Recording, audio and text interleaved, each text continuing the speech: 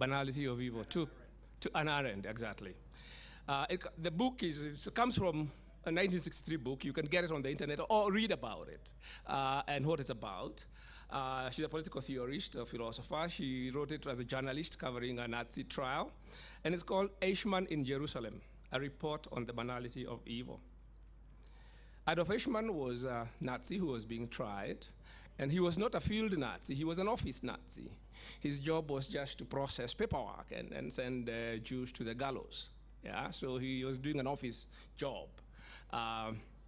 And what Hannah Arendt observed in her thesis, which is, of course, is controversial, but it's also become very popular, is that Adolf Eichmann was not a virulent anti-Semitist. He was not a monster that people thought he would be when he was put on trial. He was just a careerist. He was a man who just wanted to fit in and get ahead. So he was a man just doing what he had to do.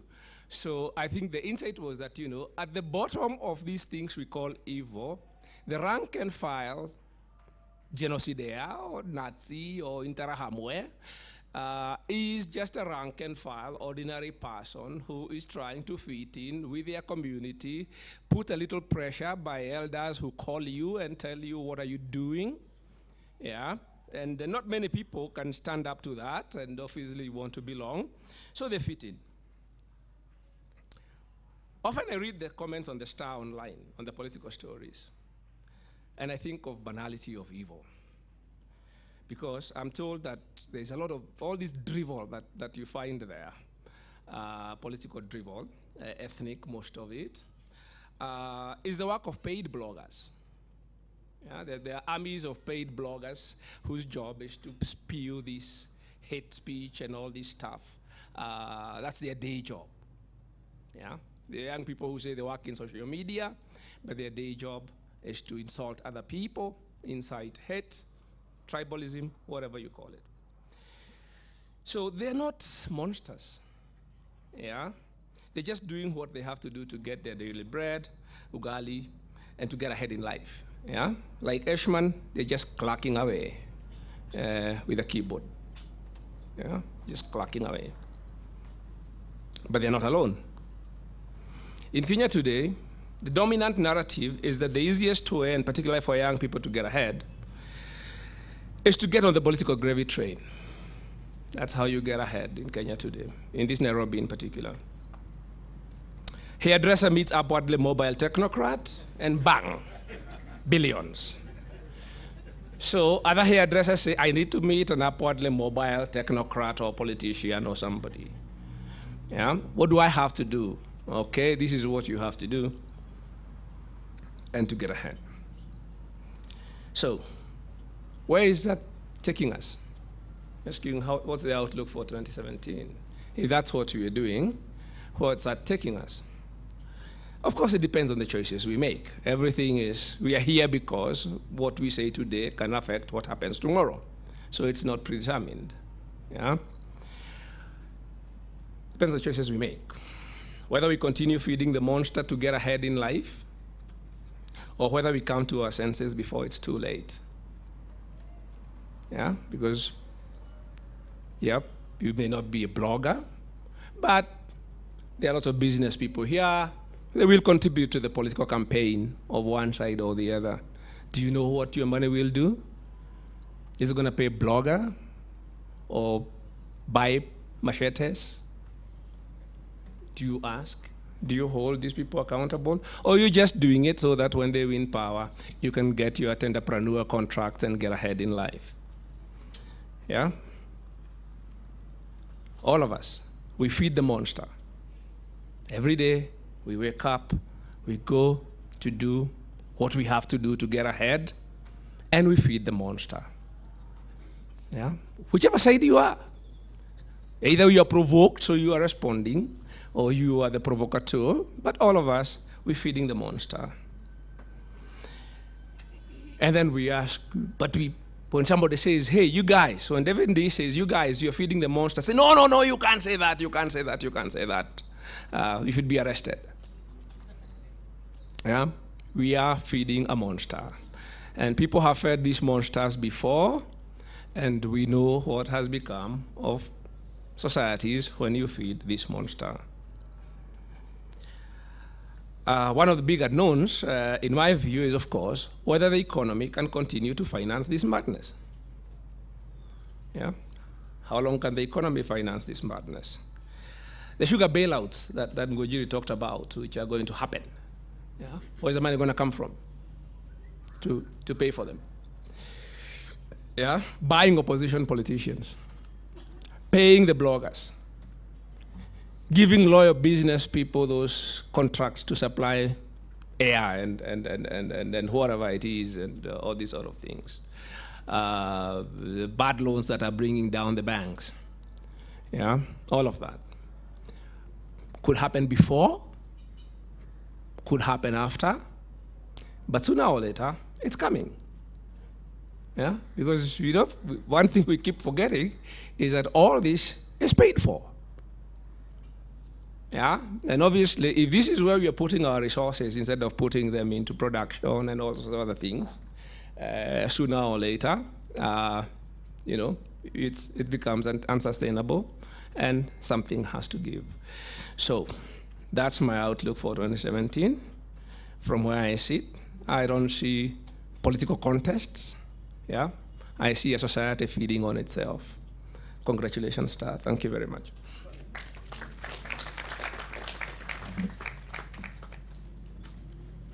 I cringe a little when he said we all feed the monster. Yeah, I know, we all do. We all do. I really need to ask my CEO, who's about to take the podium, whether we need to have another one of these. It's just, and Kirich is sitting here, and he's not writing back with me, so I can say this. Initially, when I was told we need to make sure we have a launch for the Star, and I was like, how can we ensure that people understand that the Star heralds a new day in political reporting, and heralds a new day and a new breed of people in political reporting? I'm not saying there's anything wrong with everybody who's been here before, but there's a new conversation, a new set of voices and faces that needs to be able to do exactly what Gunjiri said, is that we've got to have these conversations properly and not wait until it cannot be understood, and then it becomes, where's my machete? And I will wait for Kirich. You want to receive that, Senator? Because he's looking a little lost. Hi, you're in the right place, sir. Okay, fantastic. And I'm excited about this, and I'm hoping that, we will be able to have more of these conversations, because if they're had openly and well, then we all begin to question what it is we're looking at. And a number of people who've retweeted the fact that I said we are all scared of elections is amazing, because we are. In a room of 140 people, only one person willing to break ground on a new project next year. He's a salesman, he's daring. We worry sometimes that he might, literally lead us off the cliff. But every time we're about to go to the cliff, he says, I always had a plan, and it's true, he does. Put your hands together for my CEO, our group CEO, Patrick Kwaku. His job really is to welcome our chief guest, and also tell you, you know him. He brought you here because he wants your money. He will try and ask for it nicely. That's what he's going to try and do. Ladies and gentlemen, our group CEO at Radio Africa Group, Patrick Kwaku.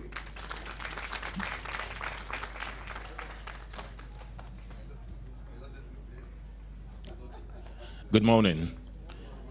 It's wonderful to see friends here, and new friends and old friends.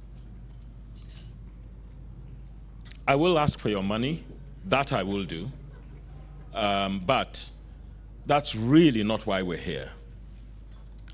Why we're here is to signal that the Star is about new conversations.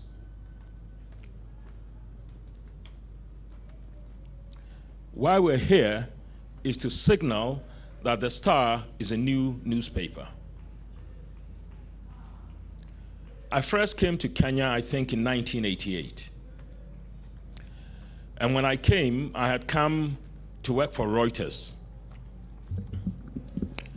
And Reuters was somewhere on a very infamous street in Kenya called Koinange Street. And the first thing I did when I came in was my office had a portrait of the president, President Moi at the time. being a young, hot-headed Ghanaian, West African, I took that portrait down and told my PA to put it in the bin. And the reason is, in Ghana, where I come from, we had so many heads of states that for us it was an impermanent position that was supposed to bring value to people. So for me, politics,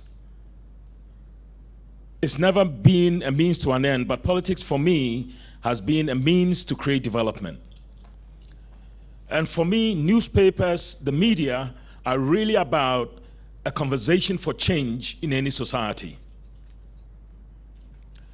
And if you look at our track record in Kenya, it's been a track record of new conversations. I remember many years ago, and it was one morning I was woken up by a gentleman from State House because Caroline Mutoko was on air and had discussed the president of this country's dressing in the United States. It just happened that the then president and whoever dressed him had dressed him in, I think, almost pale to white clothes to go to the United Nations to make a speech.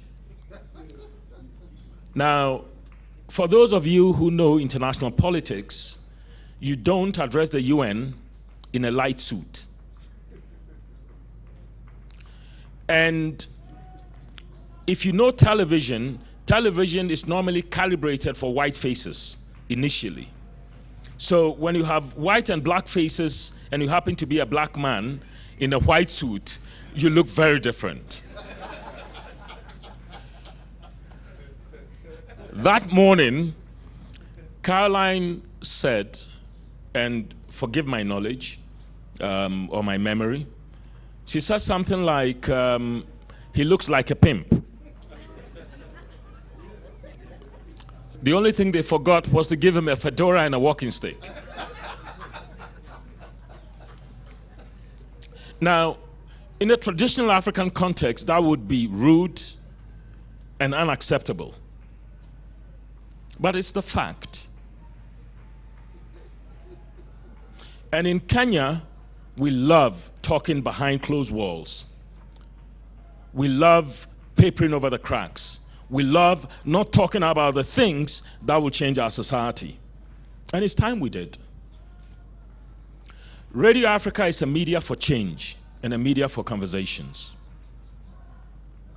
The repositioning of the Star as Kenya's premier political newspaper is meant to signal that media in this country should be about analysis, about open conversations that secure the future of this country. The Star is a different newspaper now.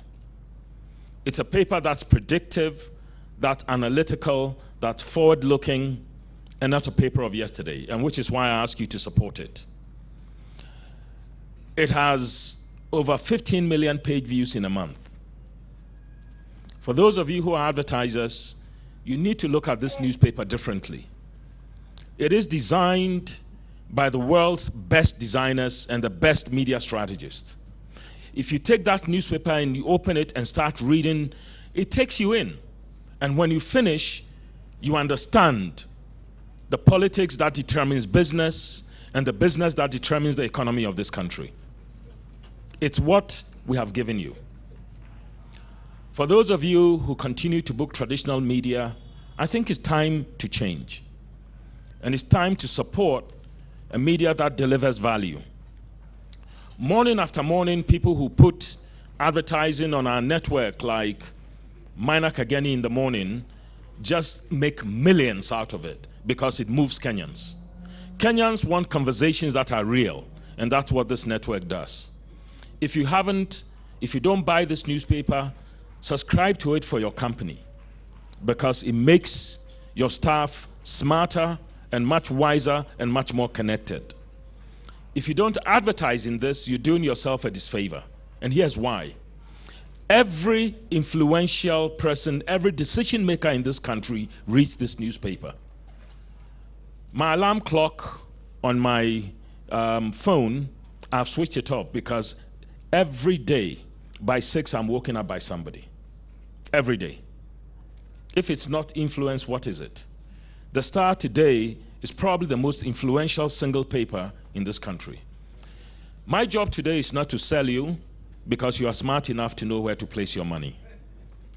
My job is to introduce a wonderful friend, a great leader in Kenya, a great thinker, a great jurist, and a man who I'm very sad would be retiring, and that is something that I always say to him.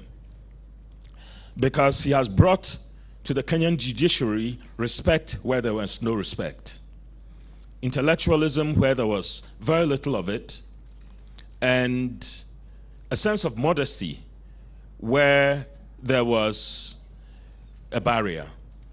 My job this morning is to introduce and invite to this stage my good friend, the Honorable Chief Justice, Dr. Willie Mutunga.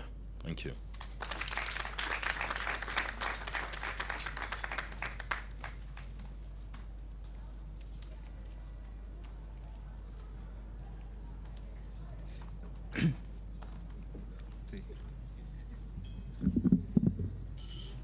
Fellow Kenyans and friends of Kenya present, I always read my speeches because the media always misquotes me. I thank the Star for the invitation. It's nice and uplifting to join early risers like all of you here, all in the spirit of work. Early mornings are good when you want to get the most out of the typical day, and a healthy breakfast never harmed anybody.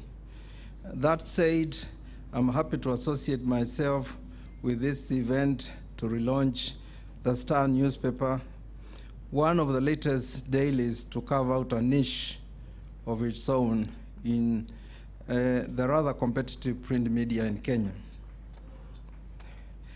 The first observation I have is that the Kenyan media enjoys a special place in our society.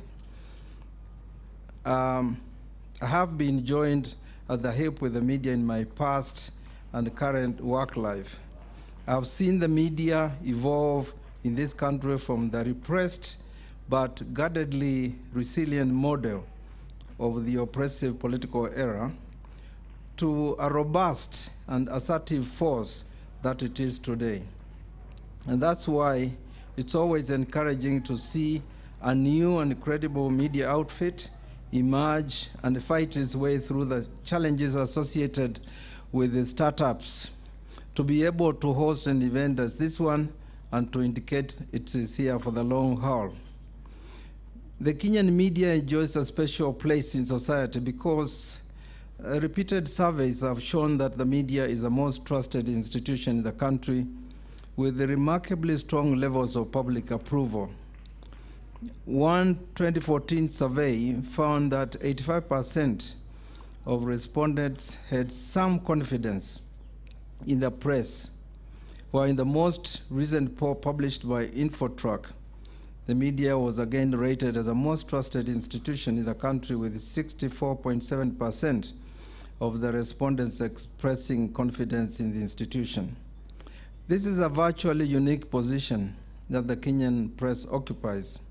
By contrast, for example, the media is viewed with great skepticism in Britain, a country that supplied most of the early personnel that staffed Kenyan newsrooms in the early years of the industry.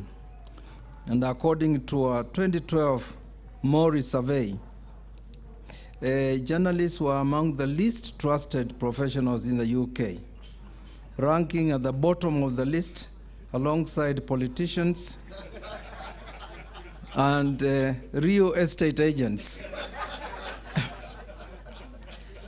So why do you enjoy this special place in society? There could be many explanations as to why Kenyans place so much trust in the media. Unquestionably, the strong and principled stand taken by the Aga Khan and his early editors at the Nation in supporting the cause of nationalism, in offering a platform to progressive Kanu leaders such as Tom Mboya, who are banned from the more conservative Standard newspaper, and the gamble the Aga Khan took that Africans would in time enter the professional classes and provide a market for the nation. All these factors helped to identify the media very strongly with the early nation-building projects. Later in the 80s, at the time when the big newspapers such as The Nation and The Standard and the state-controlled Kenya Times pulled their punches, new courageous voices emerged to press for the expression of the democratic space, expansion of the democratic space.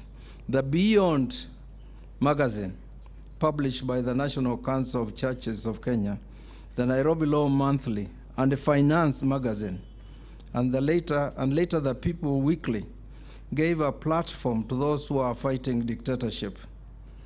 Younger successors, such as the Star, are now finding their space and seeking to establish a niche, and we are here to celebrate its relaunch today.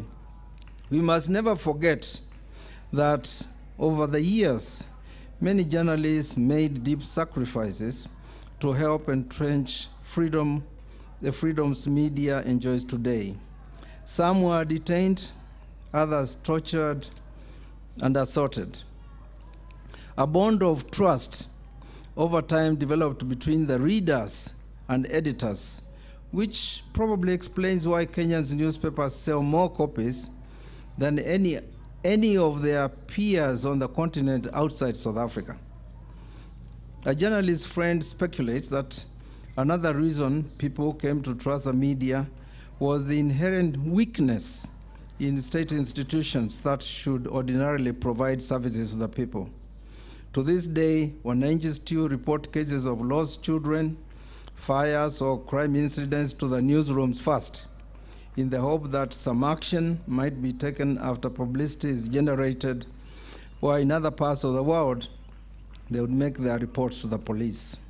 It's well known, of course, that the police forces in Kenya, the police force in Kenya is consistently rated as the least trusted institution in the country. Do you deserve this special place in our society? Yet we must ask some sharp questions as to whether journalists and the media deserve the very high levels of trust the public has bestowed upon them, and whether they are using that public confidence appropriately. To those to whom much is given, much is expected. Is the media playing the agenda-setting role it is expected to at a time when the nation is going through a momentous period of transition with the implementation of the new constitution? Are the visionaries in the newsroom today who are willing and able to shape the nation-building project as your peers did in the 1960s and other pivotal periods such as the late 1980s and early 90s? How many editors and proprietors believe, with the noted American journalist and other philosopher Walter Lippmann, that there can be no higher law in journalism than to tell the truth? And how many heed the warnings by a great scholar and American activist Noam Chomsky that the media should not be used for the manufacture of consent by self-interested elites? How many journalists still live by the old dictum that their role is to comfort the afflicted and afflict the comfortable? Does the media today play a higher role than the mere generation of profits? In other words, does the media put profits before the people? What are my messages to you this morning? Our 2010 Constitution is about changing a status quo that the country found unacceptable and unsuitable and sustainable. It has given us a vision for conducting a social democratic transformation of our country. The media must take up the implementation of the Constitution as a fundamental pillar of its patriotic duty. And in doing so, it must make this issue its constant north. You must abandon your approach that is too obvious, running with the hare and hunting with the hounds. Pay close attention and focus attention on the integrity and leadership of the ruling elites in the country, the region, the continent, and the world.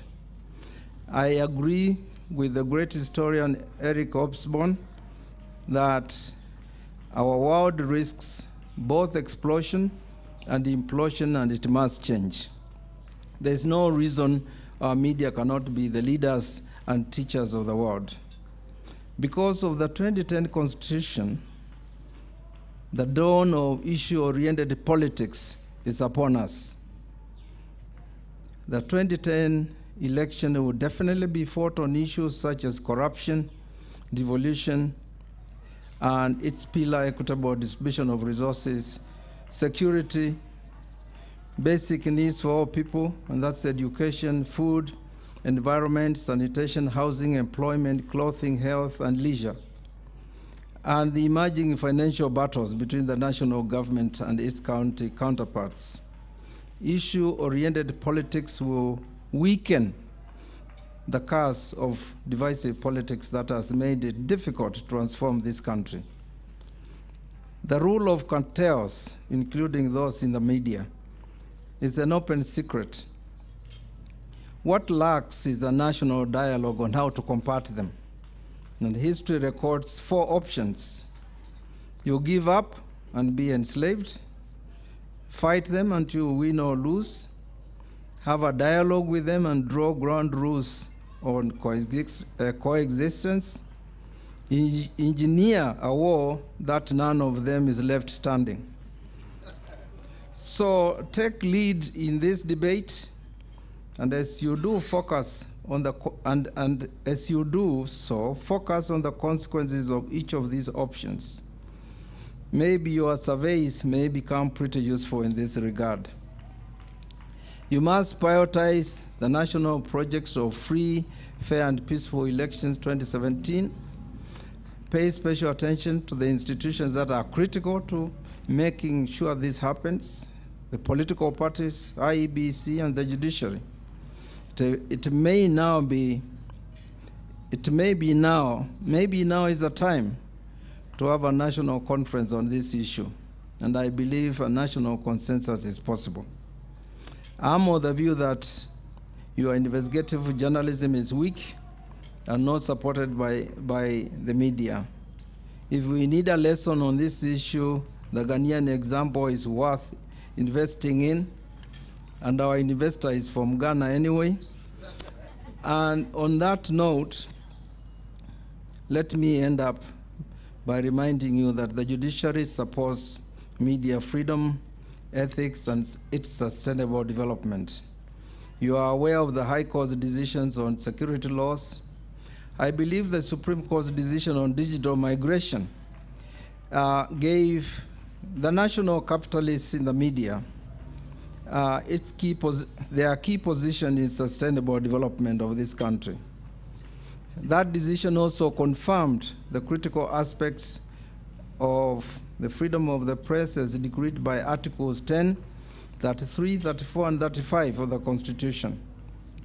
It is, in my opinion, one judicial decision that comprehensively gives the history of the struggles for media freedom since colonial period. The judiciary is involved in some litigation with the media. We must have a robust dialogue on how to solve these issues. William Pike has suggested the construction of a framework that conducts alternative dispute resolution mechanism. We need to discuss the ground rules.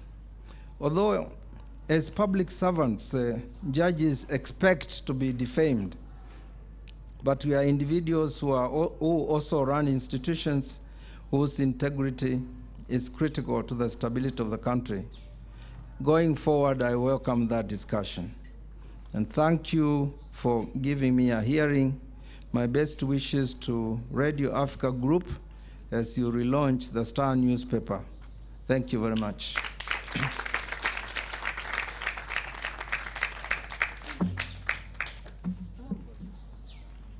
And I get a copy so that he doesn't get misquoted. In fact, I'll be handing this over to the next person about to speak. Just quickly, I want to, not doing badly on time, just quickly, I would like to say welcome to those who've just joined us. We're doing very well on our conversations on Twitter. The one thing my CEO was unable to actually put on the table, because obviously I had put him in that spot where he was supposed to sell, is that as you're leaving, we're going to make sure you take away something that allows you to experience the influential power of a star. So we've created a currency, and we call them star dollars. We've got political dollars, and we've got commercial dollars. No, the Chief Justice is here. We'll be fine. Okay, so we've got political dollars and we've got commercial dollars. The political dollars allow any of the governors, senators, members and representatives in political office, parastatal chiefs who are here, to enjoy a 25% discount on any advertising they place between now and the end of the year. Those are the political dollars. The commercial dollars have the same value, 25% off, for the next 3 months. Okay, so you'll pick them up on your way out, and if you feel that you want a few more dollars, I don't know how many we printed, they're actually short supply, aren't they? Yes, we're not De La Rue. We can't print all we want. Talk to us and we'll see what we can do for you. The person who is going to wind us up, allow us to discuss the conversations we've had here and then get back to the office so, you know, we can call the Star and book some advertising, is our ME, Charles Kirich. Charles, I've known you forever and a day, and then you left me and then came back, and I was very happy to have you. He's the most stressed guy, the busiest guy. He calls himself the managing editor of meetings. He can't believe how many he has, but he is thrilled to be the man literally steering this ship. Ladies and gentlemen, a guy you will need to know, because calling Patrick, calling, I don't know, William, calling, who else do they call? They call Kiprono and Sudi. It's like, I do not want that story to run. This is your guy, Charles Kirich. Thank you, Caroline. I had to come back to you. I had a challenging conversation with somebody the other day, and it has been unable to leave my mind, so I will just tell you briefly about what we discussed. He asked me, what criteria do you use to determine the price of a newspaper? Why do you sell a newspaper for 60 shillings? And I said, well, because that is the price the newspapers are sold for. And he said, what is the value of that newspaper? Do you know that 60 shillings is the value of a sausage? Does the work that you do equal one sausage? And I thought, you have a point. And then he said, let's go further. You know, I'm in the brewing business. We manufacture beer. The cheapest beer in Kenya today is a Senator, which goes for 120 shillings recommended retail price. So your newspaper is worth half the value of the cheapest beer in the market. And you know, I went to the office and I told my boss, I'm disturbed, because I work so hard every day to produce something that is sold for the price of a sausage. So we will need to have that conversation. I'm not here to lay the ground to announce the increment of the price of the newspaper. But I just wanted to tell you that the worth of the newspaper, the Star, is in the value of the content that we give, not the cover price. And just to point out a few things with the relaunch is that we will strive as a Star to have our finger on the pulse and to set the agenda. And in our mind right now, we have 3 very important things coming up that we will not let the environment drift. Number 1 is the elections that is coming up. And number 2 is the conversations around the composition of the IEBC. And number 3 is the discussion around the succession in the judiciary. So I think the CJ, when you're told to stay on, because the people have spoken, we recognize how crucial it is that we have a judiciary transition process that is as smooth as possible. We will strive to give you the inside story like we sometimes do. We told you that CORD was planning to disrupt the president's speech. And when the disruption started, people said, the Star told us that. We will strive to give you insight. Recently, we told you about the weaknesses in the former Prime Minister's campaign. And we spoke to people who worked right next to him. And for the first time, we did not get a single complaint, even from Mheshimiwa Junet.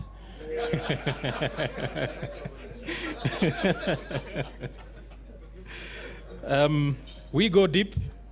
I think for the first time, we've managed to coax State House to allow our political editor, Paul Ilado, to accompany the president to Paris and now to Germany. And that's where they are. But I will be looking at his story very critically to see that there is no influence. We also will strive to be predictive in the content that we provide. We predicted that CORD is facing a split. I think it has just been confirmed by somebody.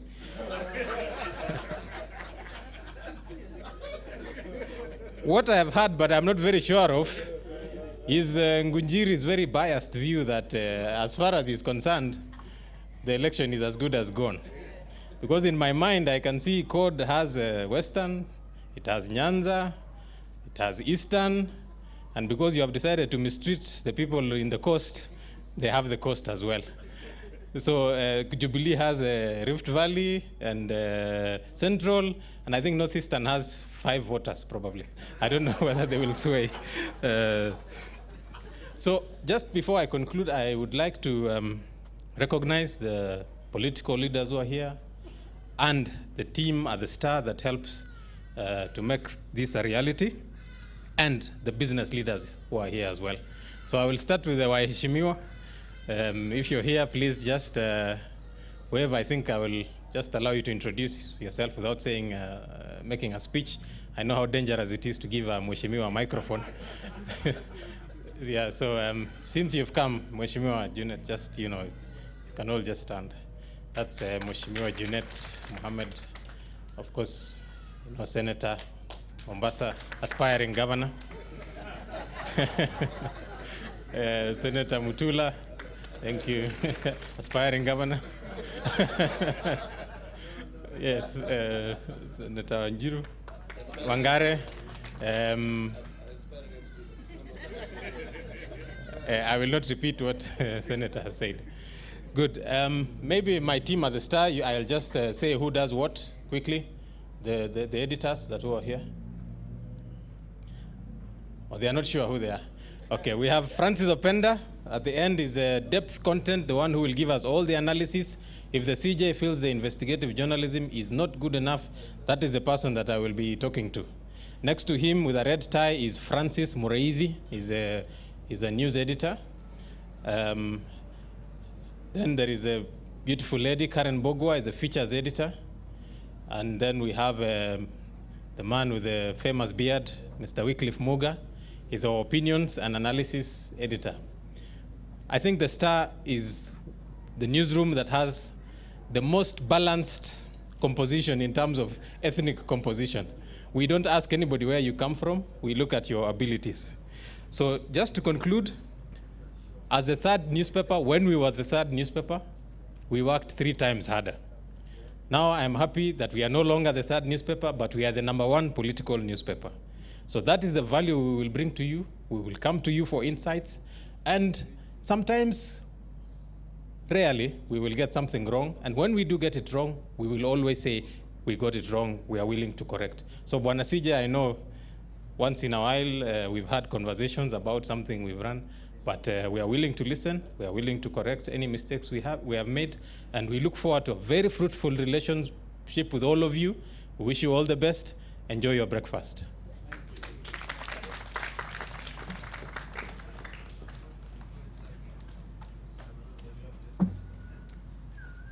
Ladies and gentlemen, once again, thank you for coming this morning. And yes, do enjoy your breakfast. Have a great day. Stay warm.